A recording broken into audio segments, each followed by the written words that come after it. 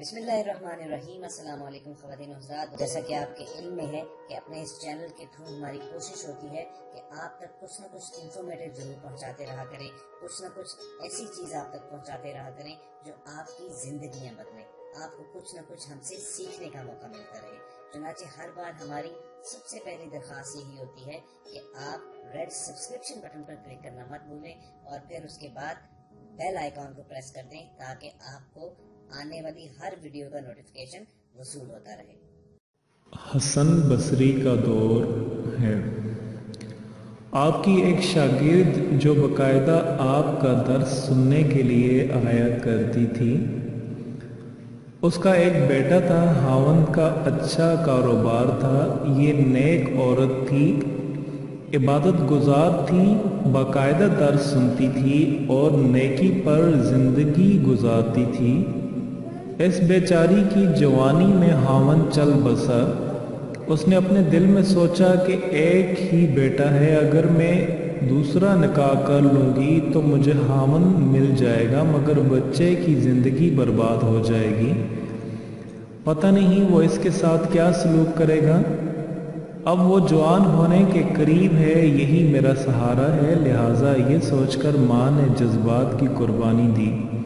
ایسی عورت حدیث پاک میں آیا ہے جو اس طرح اگلی شادی نہ کرے اور بچوں کی تربیت اور حفاظت کے لیے زندگی گزارے تو باقی پوری زندگی اس کو غازی بن کر زندگی گزارنے کا ثواب دیا جائے گا، کیونکہ وہ ایک جہاد کر رہی ہے اور اپنے نفس کے خلاف جہاد کر رہی ہے، لہٰذا وہ ماں گھر میں بچے کا پورا خیال رکھتی تھی۔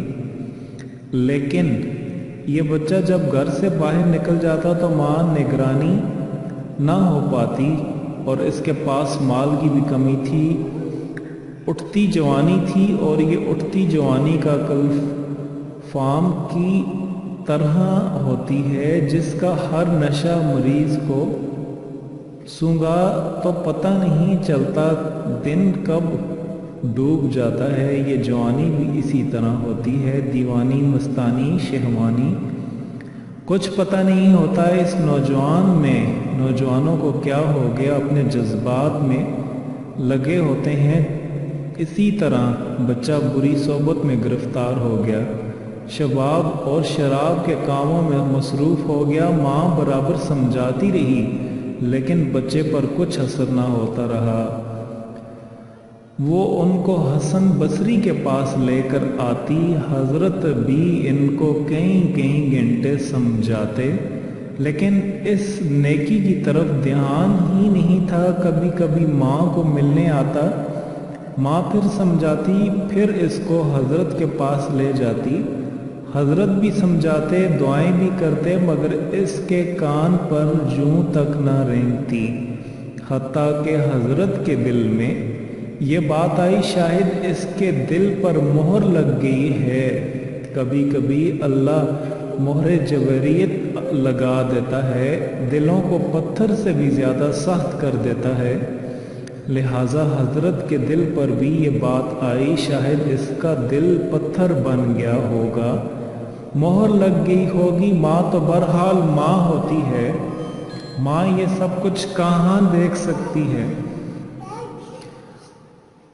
اور مگر ماں وہ شخصیت ہوتی، اولاد بری بھی ہو جائے تو کہے گی قسمت ان کی ہے، مگر یہ بچے تو آخر میرے ہیں نا۔ وہ اچھوں سے بھی پیار کرتی ہے اور بروں سے بھی پیار کرتی ہے، مگر ماں وہ شخصیت ہے، اولاد بری بھی ہو جائے تو پھر بھی ان کو تنہا نہیں چھوڑتی، ماں تو ان کو چھوڑ ہی نہیں سکتی۔ باپ بھی کہہ دیتا ہے کہ گھر سے نکل جاؤ، اس کو دکا دے دو، مگر ماں کبھی نہیں کہتی، اس کے دل میں اللہ پاک نے محبت رکھی ہوتی ہے، اسی لیے ماں اس کے لیے پھر کھانا بنا کر دیتی، اس کے لیے دروازہ کھولتی، پیار سے سمجھاتی، میرے بیٹے نیک بن جاؤ، زندگی اچھی کر لے۔ اب دیکھیں اللہ پاک کی شان کے کئی سال برے کاموں میں لگ کر اس نے صحت بھی برباد کر دی، دولت بھی برباد کر دی، اس کے جسم میں بیماریاں پیدا ہو گئیں، ڈاکٹروں نے بھی لا علاج بتا دیا، शबाब के कामों में फिर टीबी तो होती है तो लाइलाज बीमारी लग जाती है। अब उठने की भी सिकत ना रही और बिस्तर पर पड़ गया। इतना कमज़ोर हो गया कि अब इसको आखिरत का सफ़र नज़र आने लगा। माँ फिर पास बैठी हुई मोहब्बत से समझा रही थी, मेरे बेटे तूने ज़िंदगी का क्या हशर कर लिया, अब भी वक्त है माफ़ी मांग ले, तौबा कर ले, अल्लाह पाक गुनाहों को माफ़ करने वाले हैं। जब माँ ने फिर प्यार मोहब्बत से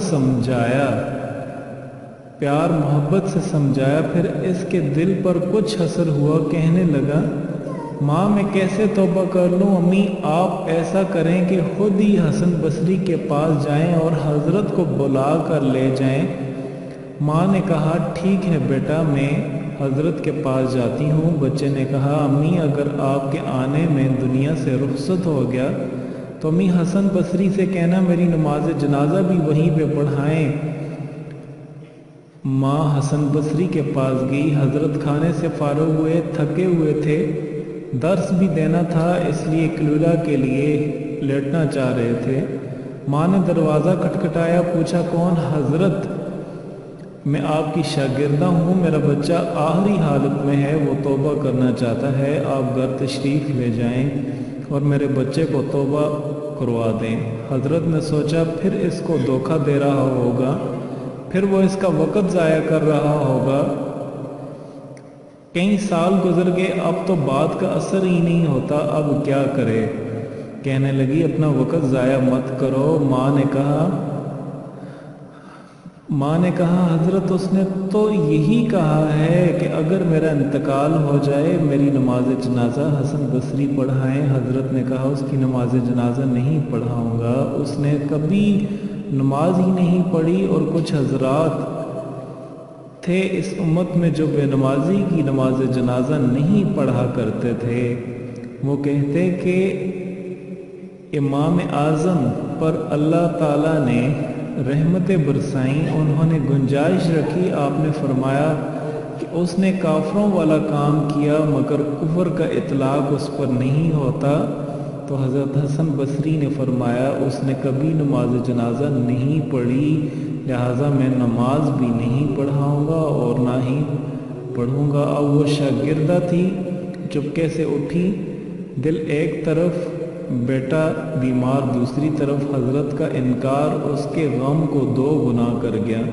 वो बेचारी आंखों में आंसू लेकर के घर में वापस आई। माँ ने ज़ारो कुतार रोते देखा, उसका दिल और मोम हो गया। कहने लगा, मी आप क्यों इतना रो रही हैं? बेटे ने कहा, बेटा एक तेरी ये हालत है और दूसरा तरफ हज़रत ने तेरे पास आने से इनकार कर दिया, तो इतना बुरा क्यों है? तेरे जनाजे की नमाज पढ़ना भी नहीं चाहते। अब ये बात बच्चे ने सुनी तो उसके दिल पर चोट लगी, उसके दिल पर सदमा हुआ। कहने लगा, अम्मी मुझे मुश्किल से सांस आ रही है, कहीं ऐसा ना हो सांस उखड़ने वाली हो, लिहाजा मेरी एक वसीयत सुन लें। माँ पूछा, बेटा वो क्या? मेरी वसीयत ये है, जब मेरी जान निकल जाए तो सबसे पहले अपना दुपट्टा मेरे गले में डालना, मेरी लाश को कुत्ते की तरह सहन में घसीटना, जिस तरह मरे हुए कुत्ते की लाश घसीटी जाती है। माँ ने पूछा, बेटा वो क्यों? अम्मी इसलिए कि दुनिया को पता चल जाए जो रब का नाफरमान और माँ बाप का नाफरमान होता है उसका इंजाम यही होता है। और अम्मी मुझे कब्रिस्तान में ना दफनाना, मुझे कब्रिस्तान में ना दफनाना। माँ ने कहा, बेटे तुझे कब्रिस्तान में क्यों ना दफनाएं? अम्मी मुझे इस सहन में दफना देना, ऐसा ना हो कि मेरे गुनाहों की वजह से कब्रिस्तान के मुर्दों को तकलीफ़ पहुँचे। जिस वक्त नौजवान ने टूटे दिल से आजिज़ी की ये बात कही तो परवरदिगार को उसकी ये बात अच्छी लगी, रूह कब्ज़ हो गई। अभी रूह कब्ज़ निकली ही थी और माँ उसके आंखें बंद कर रही थी। बाहर से दरवाज़ा खटखटाया, जवाब आया, हसन बसरी हूँ। हज़रत आप कैसे? फरमाया, मैंने तुम्हें जवाब दे दिया कि मैं सो गया तो ख्वाब में अल्लाह ताला का दीदार नसीब हुआ। परवरदिगार ने फरमाया, हसन बसरी तू मेरा कैसा वली है, मेरे एक वली का जनाजा पढ़ने से इनकार करता है। मैं समझा कि अल्लाह पाक ने तेरे बेटे की तौबा कबूल कर ली। तेरे बच्चे की नमाज जनाजा पढ़ने के लिए हसन बसरी खड़ा है। प्यारे अल्लाह, आप इतने करीम हैं, मरने से चंद लम्हे अगर कोई बंदा शर्मिंदा होता है, आप इसकी ज़िंदगी के गुनाहों को माफ़ कर देते हैं। तो मेरे मालिक, आज हम आपके घर में बैठे हैं, आज हम अपने जुर्म की माफ़ी मांगते हैं, अपनी खताओं की माफ़ी मांगते हैं। मेरे मालिक, हमारे गुनाहों को माफ़ फरमा दे। ए परवरदिगार आलम, हमारी तौबा को कबूल फरमा और बाकी ज़िंदगी ईमान, इस्लामी कुरान बसर करने की तौफीक अता फरमा दे। अगर आपको हमारी ये हुई वीडियो पसंद आए तो इसे लाइक और शेयर कीजिए, क्योंकि आपका एक छोटा सा क्लिक जो है वो किसी की ज़िंदगी संवार सकता है। इसके अलावा हम आपसे ये गुजारिश करेंगे कि अगर आप हमारे चैनल पर नए हैं तो रेड सब्सक्रिप्शन बटन पर क्लिक करके हमारे सब्सक्राइबर बन जाएं और उसके बाद बेल आइकॉन को प्रेस करने से आप हमारी अपलोड होने वाली हर वीडियो को बआसानी हासिल कर सकते हैं।